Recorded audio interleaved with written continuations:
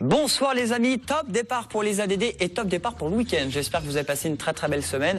Je vous donne le programme ce soir sur TV Sud Montpellier avec un beau festival ce week-end. Il va faire beau en plus, ça tombe bien. 5e édition, mais 3e fois qu'il vient sur le plateau de TV Sud. Il est avec nous pour le festival, c'est Vincent. Bonsoir Vincent. Bonsoir, pour Festin de Pierre à Saint-Jean-de-Védas, festival des arts de rue avec du spectacle à volonté, tout est gratuit. C'est la fiesta et ça dure 2 jours. Un nouveau lieu, ça s'appelle l'Absolu, c'est aussi à Saint-Jean-de-Védas, près de Montpellier. Le rendez-vous des clubbeurs après des fermetures de quelques boîtes de nuit ces dernières semaines. Et bien voilà, un nouvel endroit à vous indiquer pour vous trémousser, passer une belle rentrée, un beau week-end.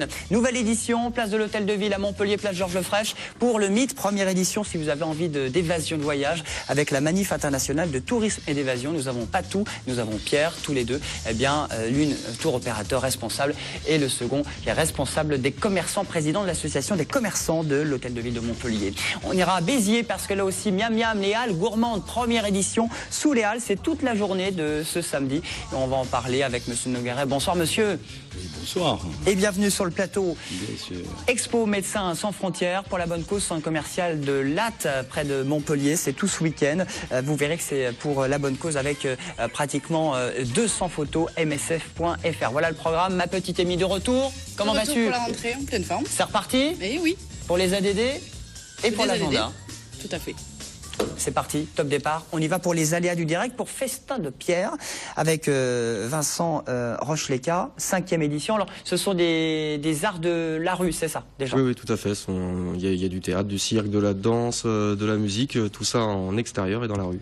Alors, spectacle burlesque, loufoque, plein d'animations. Est-ce que vous changez chaque année? Ce ne sont pas les mêmes compagnies qui viennent? Non, c'est même la formule évolue d'une année sur l'autre. C'est vrai qu'on visite différents endroits du centre-ville et ça répond plus ou moins. Et évidemment, les spectacles proposés ne sont pas les mêmes d'une année sur l'autre. Alors là, c'est une douzaine de compagnies artistiques tout à fait. Qui sera présente. Alors, quel est un peu le programme de ces 2 jours sur Saint-Jean?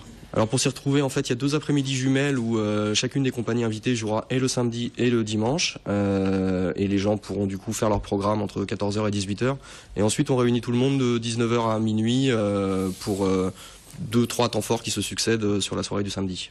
Alors les temps forts sur la soirée du samedi? Alors notamment la compagnie Cirque Vost, qui est un peu présentée comme la plus grande compagnie de trapèze volant au niveau français, avec une roue de 14 mètres de haut qui s'est montée cette semaine et ça va, rien que pour l'installation, ça va valoir le coup. Mais ce sont avant tout de très bons artistes. Et juste avant, on a la fanfare montpelliéraine des Cadors et juste après, on a le groupe également montpelliérain d'Afrobeat Fanga, mais qui fait une carrière à l'international remarquable. Vous commencez à prendre franchement maintenant vos galons parce que c'est la 5e édition. Et petit à petit, quand je tape sur Google Festin de Pierre ou Art de la rue, c'est Saint-Jean-de-Védas. Oui, c'est vrai que ça commence à prendre. Il n'y a pas énormément de festivals d'art de la rue dans la région, malheureusement. Pourtant, le temps s'y prête.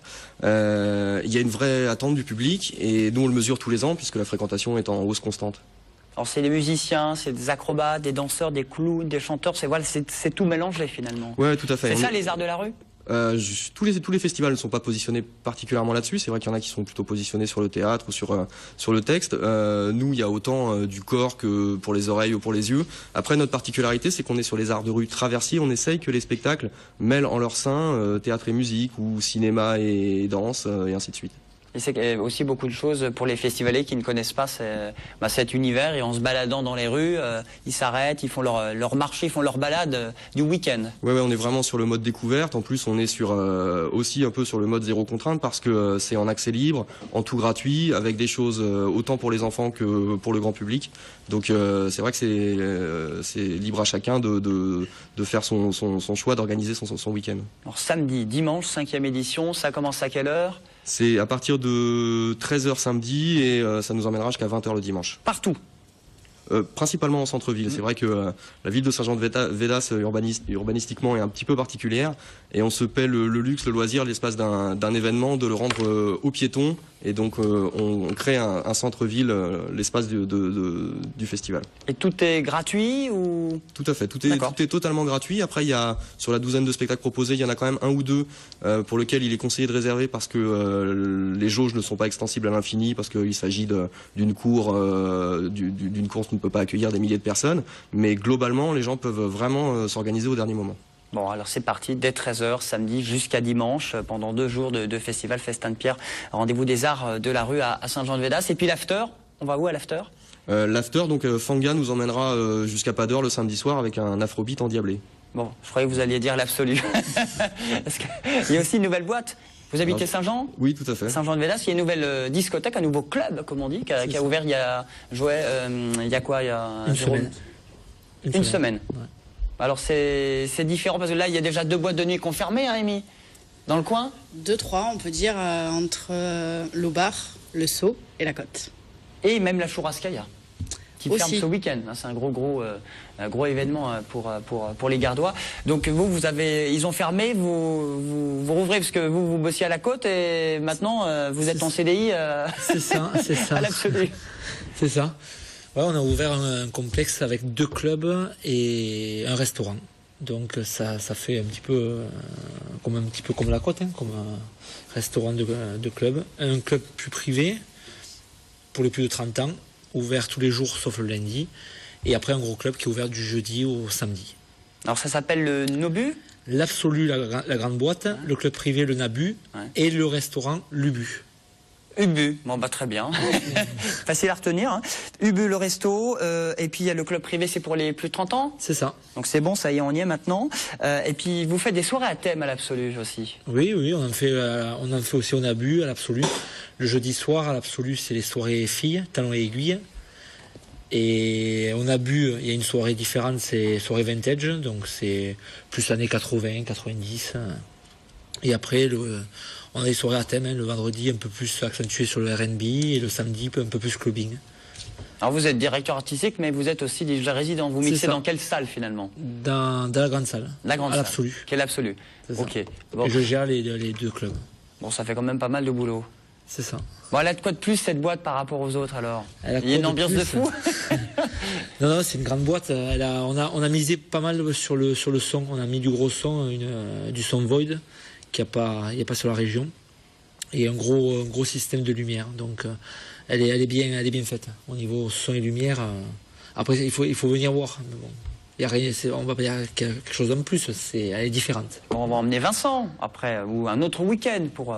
Ou en tout cas, les festivaliers qui risquent du coup d'arriver samedi soir. Ouais. Et c'est où? C'est parce que vous n'êtes pas dans le centre de Saint-Jean-de-Védas, par contre. On est à côté de Midi Libre, au-dessus de Pandawok, rue du derrière le Monoprix, tu vois, à côté de Carrefour. Tu mets les petits logos comme ça. Bon, Amy, est-ce que tu connaissais de nom, mais pas encore allé?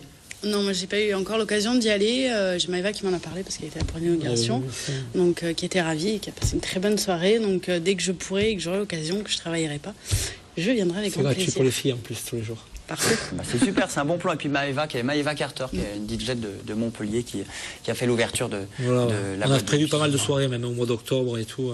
Il y a de grosses soirées. Il y aura l'inauguration de la boîte. Il y aura au moins deux gros DJ par mois. Bon, il n'y a pas d'arrêt de tram? Il y a un arrêt de tram. Juste à côté. Victoire 2? C'est ça. Ah bah super. C'est ça. Comme ça c'est pratique, on peut rentrer. Mais c'est un peu limite parce que ça finit à 1h du mat, donc vous attendez le tram à 6h, mais au moins vous rentrez en toute sécurité. Voilà. Merci beaucoup Jérôme. Merci à vous. Jacques, les boîtes de nuit c'est fini ou ça continue? Ça continue, bien entendu. Dans d'autres boîtes, les boîtes à sardines ou les boîtes à fromage, on verra. Bon, vous, c'est ça, c'est cet univers. Et c'est l'univers aussi de la bonne bouffe, du bien manger, du manger local et biterrois pour les halles gourmandes. Jacques Nogaret, vous êtes organisateur et surtout délégué au patrimoine à la ville de Béziers, parce que c'est la ville qui l'organise. Exactement, et donc c'est la parfaite continuité des 2 journées du patrimoine que nous avons vécues le week-end dernier, qui ont été époustouflante. Alors certes, à Béziers, nous ne présentons pas de chapelle Sixtine, mais nous traversons quand même 27 siècles d'histoire que nous avons joué à travers 2 fils rouges, Béziers-la-Romaine et puis le parcours de Jean Moulin, notre héros national. Alors maintenant, c'est la suite, ça va être après le patrimoine matériel, le patrimoine immatériel, ce sera le patrimoine gourmand. Voilà, ce week-end. C'est une première édition. C'est une première édition, oui, c'est dans le cadre un petit peu de la fête nationale de la gastronomie. Béziers se jette à l'eau cette année avec les halles gourmandes qui vont, à l'initiative des restaurateurs des halles et de la confrérie Saint-Agneau de la Galinière, avec le soutien de la ville de Béziers, bien entendu. Nous organisons donc cette journée qui va nous permettre de goûter tout un tas de spécialités biterroises. Alors, les confréries viendront présenter la pignate de Valras-Plage, qui est la station balnéaire de Béziers, viendra présenter son ragoût de sèche. Les Begos Figos de Nézignan viendront présenter des confitures et du vinaigre de figue. Hein. La Crostade et le rosé de Bessan viendront présenter bien sûr, le rosé de Bessan, évidemment. le fameux rosé de Bessan connu dans le monde entier. Et la Crostade qui est une tarte aux noix tout à fait délicieuse.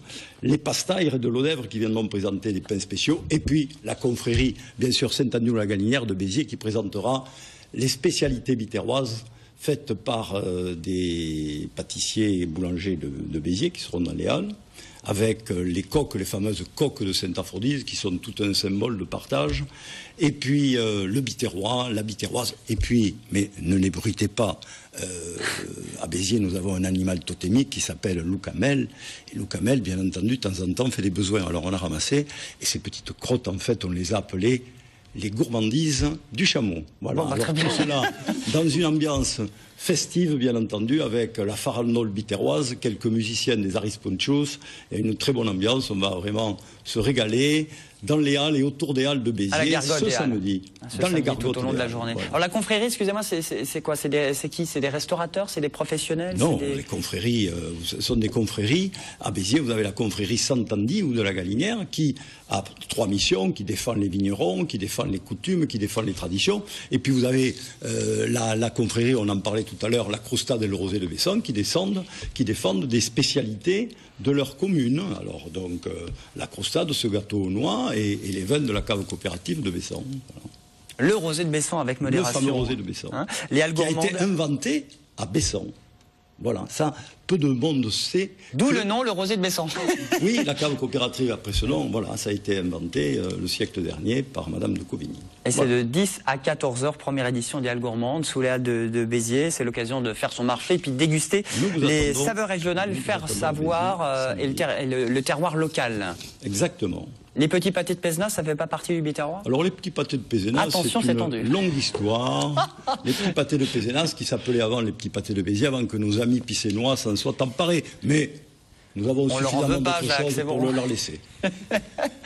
Et rendez-vous toute cette journée. Première édition, Jacques, évidemment, oui. C'est avec la ville de Béziers, toute la confrérie, tout au long de cette journée.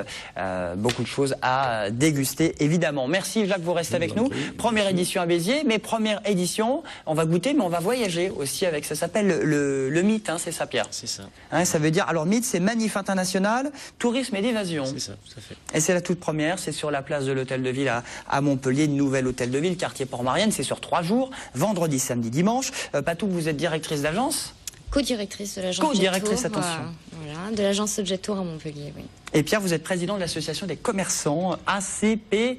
Oui, commerçants du parvis de l'Hôtel de Ville. Exactement, c'est plus simple comme ça. Bon alors, pourquoi avoir fait un salon comme celui-là? C'est le salon du tourisme. Déjà, première question, ce ne sont pas les commerçants de la place qui exposent leur stand ce week-end? Du tout, du tout. C'est l'association qui organise, mais c'est orienté autour de professionnels du tourisme, du voyage. Voilà, donc c'est pas du tout les commerçants qui exposent. Voilà, c'est une manifestation pour le tourisme, le voyage. Voilà. Et c'est Patou qui s'en occupe pas mal aussi, parce que tour opérateur. Il y a combien de tour opérateurs et qui sera sur place? Donc 15. Il y a des chaînes hôtelières, des tour opérateurs, des offices du tourisme, l'aéroport de Montpellier également, qui sont là donc pour informer les clients sur des destinations, sur la nouvelle production automne-hiver qui vient de démarrer là, une nouvelle brochure. Donc voilà, pour inciter les Montpelliérains, les Héraulteurs. Voilà, par le biais de conférences également. Donc on aura des conférences le samedi après-midi et le dimanche après-midi pour donc venir choisir des destinations. Alors quelles sont les destinations phares des Montpelliérains? Ils aiment partir où? D'ailleurs, c'est pour préparer les prochaines vacances, pas la Toussaint, mais les vacances d'hiver. Disons qu'en hiver, on a plutôt tendance à aller sur du long courrier pour aller trouver le soleil lorsqu'ici il ne fait pas beau. Donc en long courrier, on a en premier la Thaïlande. L'Indonésie avec Bali aussi beaucoup, voilà, des destinations comme ça. Mais il y aura des destinations à découvrir aussi pendant les conférences.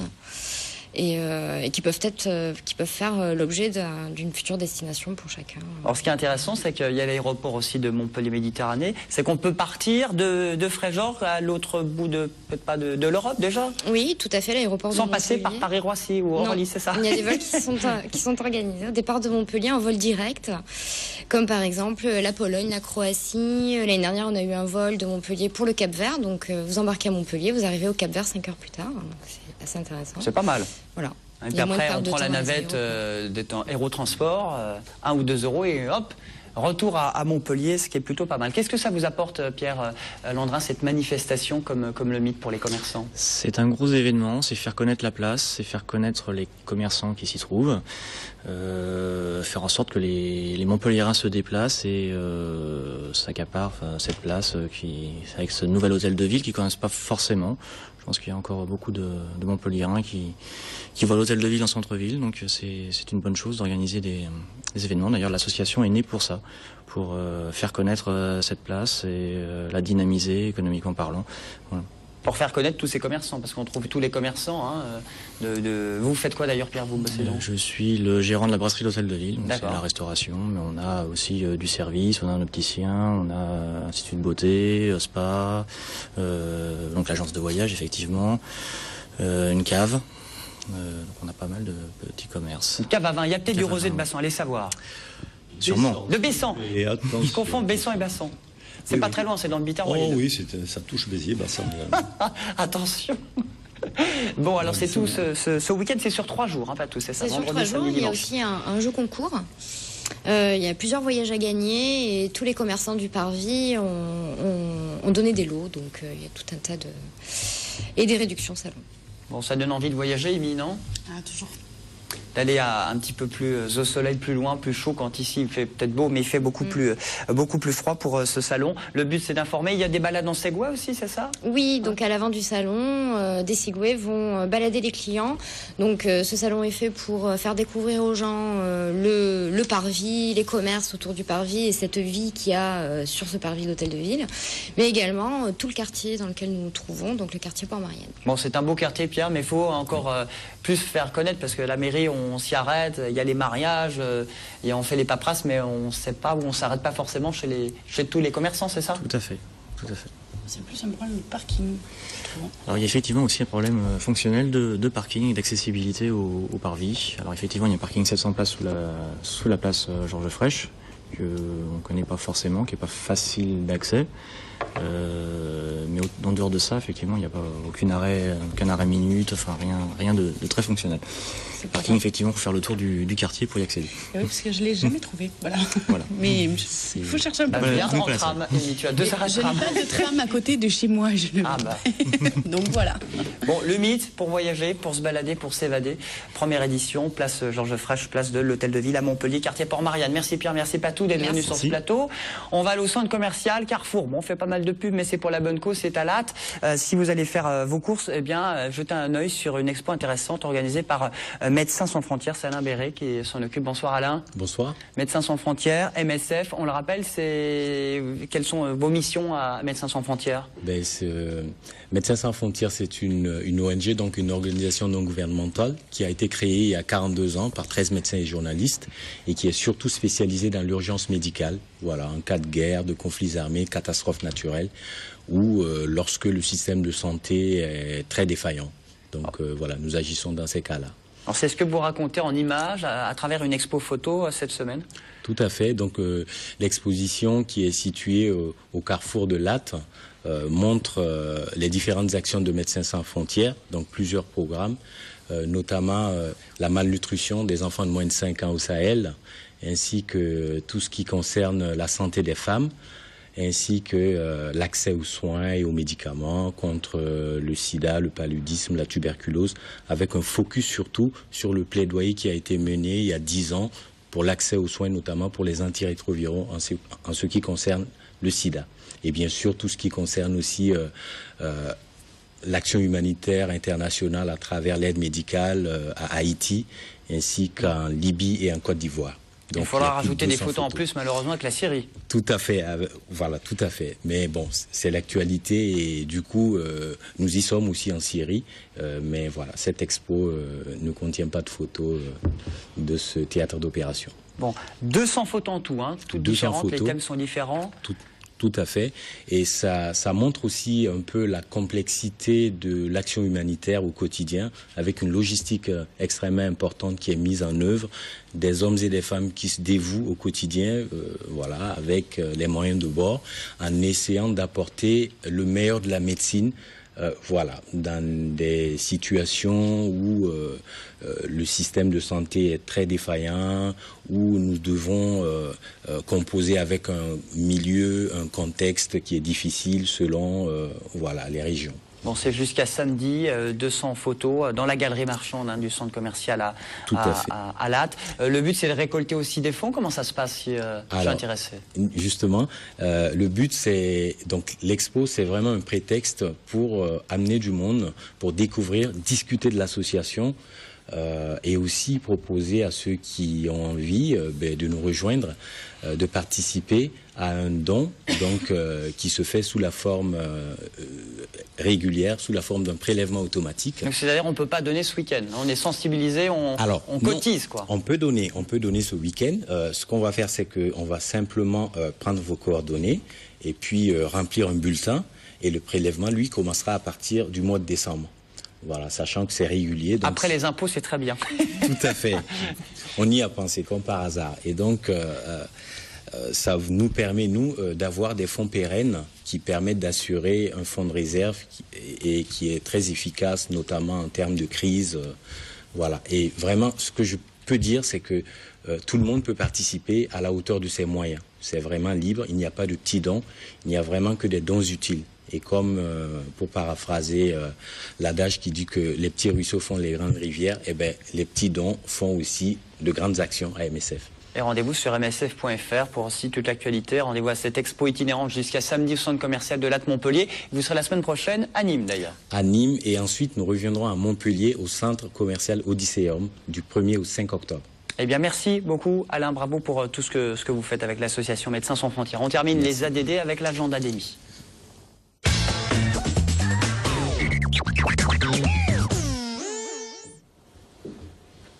Avec un bon plan, un contest de wakeboard à la Grande Motte pour commencer. Oui, on part à la Grande Motte pour le Wake Dual Contest qui se dérouleront le 21 et le 22. C'est des épreuves donc de câble ski et bateau, donc du wakeboard pour les handicapés et pour les valides. L'inscription est à 30 €. Sont présents par exemple le champion de France Master 2013, donc en perspective de belles démonstrations. Vous aurez plus de renseignements au 06 52 56 78 94 à découvrir pendant 2 jours le wakeboard. Un bon plan également dans l'Hérault ce week-end. Alors, le repas pour la planète, c'est The Meal International qui se déroule le samedi, donc demain, le 21 septembre. C'est pour soutenir les paysans, produire local et consommer local. Donc c'est un repas. Il va y avoir aussi des animations comme du chant, du théâtre, des représentations. Donc c'est à 11h30 et c'est le rendez-vous au kiosque Bosque. Ça coûtera seulement 7 € et 40 villes du monde entier le feront ce samedi 21 septembre. Alors on l'a dit avec Jacques de la ville de Béziers, il y a les halles gourmandes, mais également du sport ce week-end à Béziers. À Béziers, c'est le Béziers Urban Sport qui se déroulera donc demain samedi. Donc c'est la 4e et dernière date de cette année. À partir donc de 10h jusqu'à 18h, des activités gratuites avec pour thème tout ce qui roule. Donc c'est sur les allées Paul Riquet et vous aurez en plus 2 randonnées VTT de 12 et 42 km qui iront vers le canal du Midi. Voilà. Après les halles gourmandes, on digère. Voilà, on digère un petit peu en faisant du VTT. Bien organisé tout cela. Vive Béziers, ça sent les municipales 2014. Et à 17h30, vous aurez quand même un défilé d'engins en roue et plus de renseignements sur www.ville-béziers.fr. Allez, une petite fête votive. C'est notre tournée, c'est au Gros du Roi, c'est ce week-end. C'est la dernière de l'été, pratiquement. C'est le revivre. C'est pas la fête, c'est le revivre. Après la fête, on nous laisse une petite semaine tranquille pour récupérer. Et c'est le revivre du week-end, donc 20, 21, 22. Donc il y a Anciro, Abrivado, Bandido, de différentes malades. Et le samedi soir, vous aurez un bal variété avec le groupe Indice, place de la Libération. Et j'en parle parce que j'y travaillerai aussi à Port-Royal et je vous y invite. Très bien, une petite invitation d'Émilie. Oui. On termine au culte, nouvelle boîte à Montpellier. Alors l'opening du culte se fera demain, samedi 21, à partir de minuit jusqu'à 6h du matin. C'est à Moguio, rue de la Jasse. Donc c'est collé en fait au Monster. C'est 10 € sans conso, 13 € avec conso. Comme DJ, nous aurons Miroslav Ilis et DJ Must. Des soirées seront prévues les jeudis, vendredis et samedis. Eh bien voilà, pas mal de choses à faire. Merci ma petite Émilie, à très très bientôt. Pour l'agenda, Pat Poupière, merci. Rendez-vous avec le mythe, la manif internationale du tourisme et de l'évasion, c'est à Montpellier, place de l'Hôtel de Ville. On remercie Vincent pour Fasta de Pierre et Jacques pour son rendez-vous culinaire, gastronomique. C'est à Béziers tout au long de cette journée de samedi soléal. C'est déjà terminé pour les ADD Aléas du direct.